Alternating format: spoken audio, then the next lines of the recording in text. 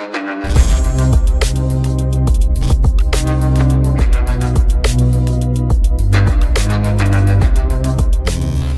वालेकुम गाइस, कैसे हैं आप। उम्मीद करता हूं कि आप सब खैरियत से होंगे, खुश होंगे और हमारी दुआ है कि हमेशा खुश रहें, हंसते और मुस्कुराते रहें। मेरा नाम है रहमान अनवर और मैं हूं मोहम्मद सुहेल और मैं हूं ज़फ़र इकबाल। और आज हम जिस वीडियो पर रिएक्ट करने जा रहे हैं, इस वीडियो का टाइटल है Bhagavad Gita will be added to be NCERT syllabus impact on secularism in India. तो देखते हैं भाई वीडियो, क्योंकि बहुत सी ऐसे बुक्स हैं जो कि भाई अपने वो सिलेबस में इंडियंस ऐड कर रहे हैं, मतलब अपने जो भी उनके सिलेबस हैं। क्योंकि पिछले दिनों भी हमने कुछ बनाई थी कि जो कि भगवत गीता से, महाभारत से बहुत सी चीज़ें जो दूसरी कंट्री के भी लोग हैं बहुत कुछ सीखते हैं। तो इसीलिए तो करते हैं फिर भी वीडियो स्टार्ट। अगर वीडियो पसंद आए तो लाइक सब्सक्राइब ज़रूर कीजिएगा और कमेंट में अपनी राय का इज़हार ज़रूर कीजिएगा। करते हैं वीडियो स्टार्ट। नमस्कार, welcome you to world affairs. मैं हूं प्रशांत धवन। अगर आपने वर्ल्ड अफेयर्स को सब्सक्राइब नहीं किया है तो सब्सक्राइब टू वर्ल्ड अफेयर्स। हाल ही में देखिए हमें ये पता लगा है कि भगवत गीता बहुत ही जल्द एनसीईआरटी की बुक्स में, सिलेबस में ऐड हो जाएगी। पूरी बुक तो नहीं मगर इसके बहुत सारे श्लोक्स ऐड कर दिए जाएंगे एनसीईआरटी में। यहाँ पर आप देख पाओगे central government to introduce Bhagavad Gita in NCERT syllabus. Of course इसको लेकर कई लोग प्रोटेस्ट भी कर रहे हैं। वो कह रहे हैं कि भारत का जो सेकुलरिज्म है इससे ये नेगेटिवली इम्पैक्ट होगा, क्योंकि भगवत गीता को काफी बार देखा जाता है हिंदुइज्म से रिलेटेड है ये, और सेकुलरिज्म के अंदर हमारी कोशिश ये होती है कि स्टेट और रिलीजन के बीच में अंतर रहे। तो डिस्कस करेंगे इस टॉपिक को इन डेप्थ, मगर पहले ये जान लो कि हाल ही में हमें क्या बताया गया है। सेंट्रल गवर्नमेंट ने ये इन्फॉर्म किया है लोकसभा में कि एनसीईआरटी टेक्स्ट बुक्स जो है क्लास 6 और 7 की, यहां पर आपको धीरे धीरे नॉलेज मिलेगी वेदास की। जो वेद है हिंदू रिलीजन में, उनकी बहुत सारी बातें यहां पर ऐड करी जाएगी। उसके अलावा जो 11वीं और 12वीं की टेक्स्ट बुक्स होगी एनसीईआरटी की, वहां पर हम देखेंगे कि Sanskrit shlokas with proper translation ये ऐड किए जाएंगे, और ये होंगे डायरेक्टली फ्रॉम श्रीमद् भगवत गीता। और ऐसा नहीं है कि ये सडनली किया जा रहा है। आपको याद होगा हाल ही में हमारे देश में आई थी एक नेशनल एजुकेशन पॉलिसी। तो इस नेशनल एजुकेशन पॉलिसी के पैराग्राफ 4.27 में ये बात साफ साफ लिखी है कि ट्रेडिशनल भारतीय नॉलेज, ट्रेडिशनल इंडियन नॉलेज को प्रमोट किया जाएगा और स्टूडेंट्स को बताया जाएगा कि Indian way of doing things क्या है। इसके लिए ऑलरेडी हम देख चुके हैं कि मिनिस्ट्री ऑफ एजुकेशन में एक अलग से डिवीजन ऐड हो चुका है जिसका नाम है इंडियन नॉलेज सिस्टम्स, IKS। इसके अंडर कोशिश ये है कि जो चीजें भारतीय कल्चर का पार्ट है उसको हम एजुकेशन सिस्टम में और प्रमोट करें, क्योंकि एज इंडियंस उससे हम ज्यादा रिलेट कर पाएंगे, उस बात को हम जरा आसानी से समझ पाएंगे। और हाँ, यहाँ पर मैं ऐड कर दूं कि ऐसा नहीं है कि बस यही चेंज होगा। पार्लियामेंट्री पैनल ने एनसीईआरटी को यह भी कहा है कि नॉर्थ ईस्ट इंडिया एक ऐसा पार्ट है जिसको काफी बार हमारी टेक्स्ट बुक्स में प्रॉपर कवरेज मिलती नहीं है।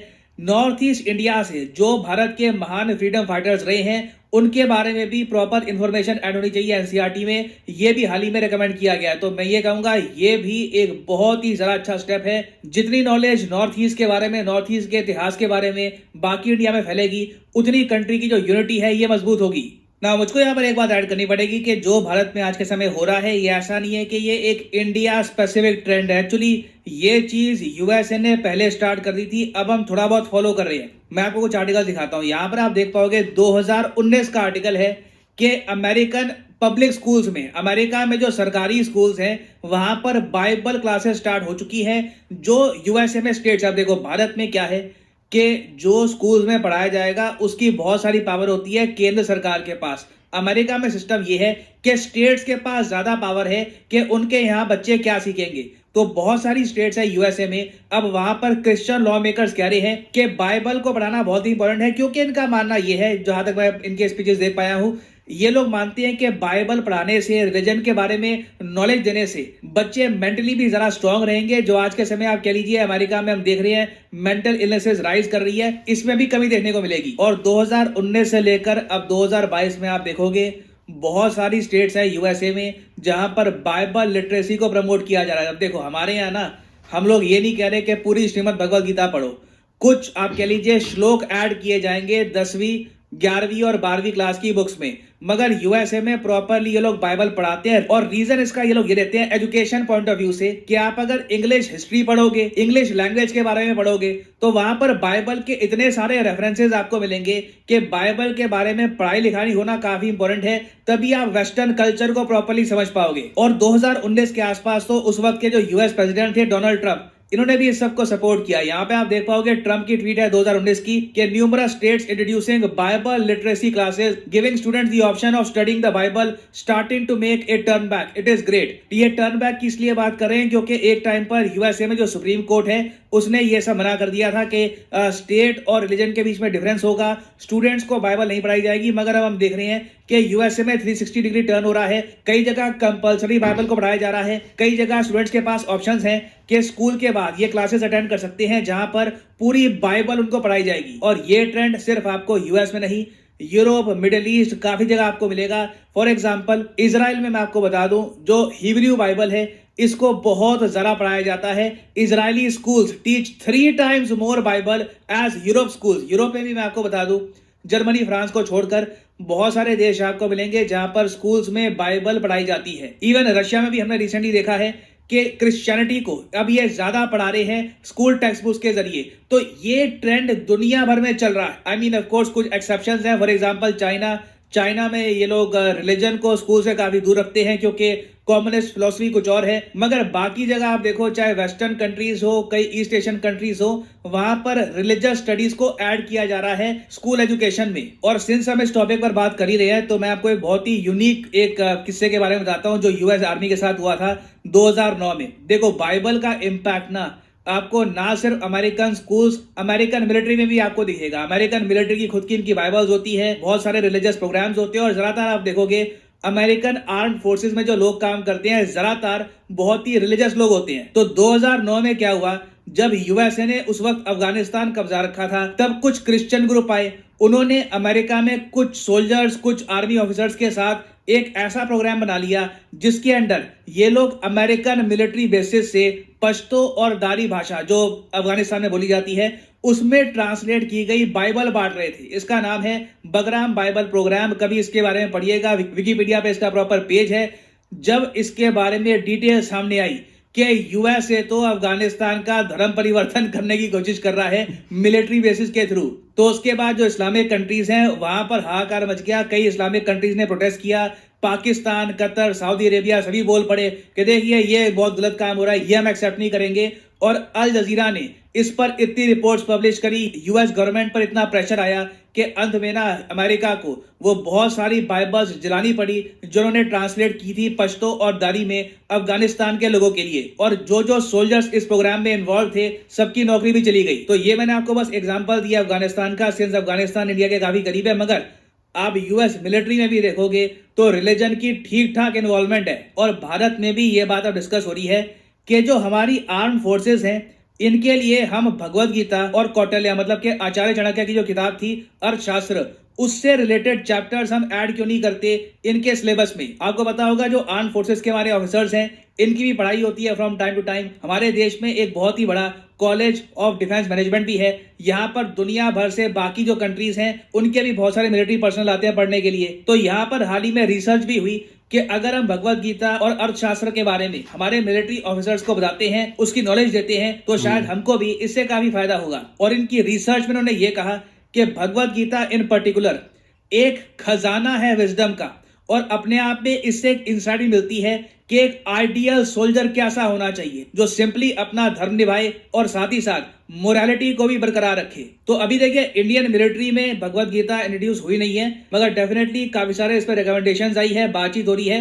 कोई बड़ी बात नहीं है कि इन द फ्यूचर आपको इंडियन मिलिट्री के कॉलेजेस में भी भगवत गीता से रिलेटेड चैप्टर्स मिले। और भगवत गीता के इन्फ्लुएंस की अगर हम बात करें तो दुनिया भर में बहुत सी फेमस पर्सनैलिटीज हैं जिन्होंने भगवत गीता पढ़ी और उन लोगों ने खुद एडमिट किया है कि भगवत गीता उनके लिए गाइडिंग फोर्स दिया। For example Shri Aurobindo, Swami Vivekananda, Mahatma Gandhi, India की महान पर्सनालिटीज ने ओपनली कहा है कि भगवत गीता उनके लिए बहुत ही बड़ा सोर्स रहा है इंस्पिरेशन का। उसके अलावा कई फेमस राइटर्स हैं लिटरेचर के वर्ल्ड से आप देख लो, ऑल्डस हक्सली, इन्होंने किताब लिखी है ब्रेव न्यू वर्ल्ड, जिस पर पता नहीं कितनी मूवीज बन चुकी है, कितने प्लेस बन चुके हैं। उसके अलावा फेमस फिलोसोफर जैसे कि डेविड हेनरी, रॉबर्ट ओपनहाइमर, जिन पर मूवी भी आ रही है। इन्होंने एटम बम की इन्वेंशन करी थी प्रोजेक्ट मैनहट्टन के अंडर, और ये काफी बार गिल्टी फील करते थे कि मैं किस पे काम कर रहा हूँ, क्या बना रहा हूँ। मगर कहीं ना कहीं इन्होंने ये कहा, भगवत गीता ने इनको धर्म के बारे में बताया कि वर्ल्ड वॉर चल रही थी, मैं अपने देश के लिए काम कर रहा था। और ओपनहाइमर आप देखोगे इन्होंने बहुत से लेख लिखे हैं भगवत गीता के बारे में। तो डेफिनेटली भगवत गीता को कोई भी स्टडी करेगा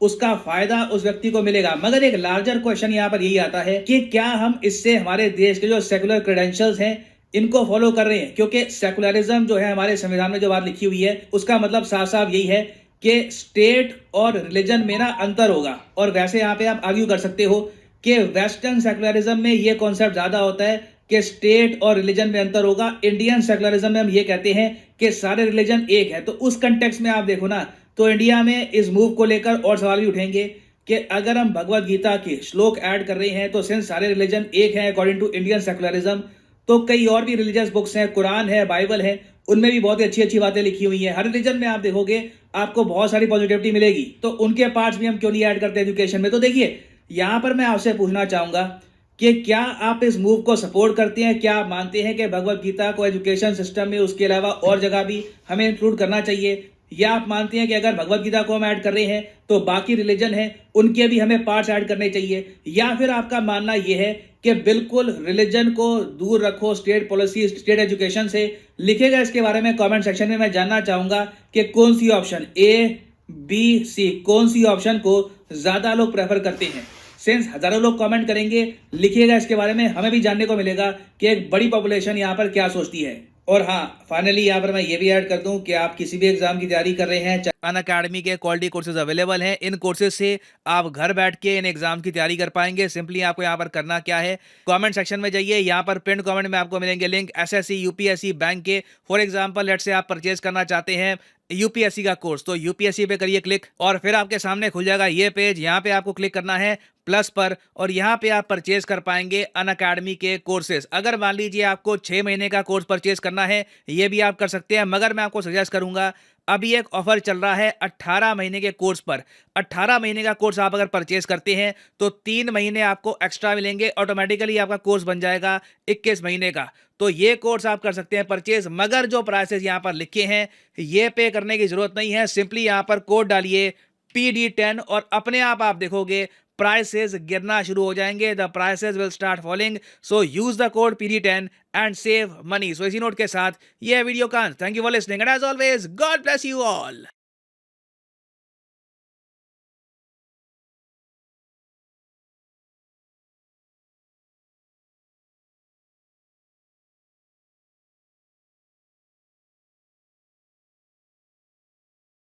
नहीं गाइस, तो जैसा कि आप वीडियो देख रहे थे, बिल्कुल जैसा कि मैं भी बात कर रहा था कि भाई बहुत से मतलब जो है ना कंट्रीज़ जो अपने उनके भाई मज़हब के लिहाज से या ऐसी चीज़ें, मतलब जो पुरानी बुक्स हैं, पुरानी खैर नहीं बोल सकते भाई, कि मज़हब के लिहाज से जो भाई बुक्स चलती आ रही हैं, अब जैसा कि भाई अब इधर भाई कुरान पाक है, उधर भाई भगवत गीता है, ऐसी बुक्स हैं। जैसा कि अब अमेरिका की मिसाल दी है सरपरशान ने, बाइबल है हाँ, तो इसीलिए ना मतलब बहुत से जो है ना वो इस चीज़ को ऐड करते आ रहे हैं और अब काफ़ी हद तक जो है ना भाई ऐड करते कर रहे हैं। देखा जाए ना, भगवत गीता एक आप ऐड करनी भी चाहिए क्योंकि इससे आपको नॉलेज होगा। हाल ही में हमने एक मतलब के सीरीज बनाई थी, एक दी लीजेंड ऑफ हनुमान। बिल्कुल। तो पहले हम देखते थे लीजेंड हनुमान, वो ऐसे तीर मारते थे, शहर उनके जला देते थे, लेकिन हमें हिस्ट्री का कोई पता ही नहीं था कि क्या नहीं हुआ था।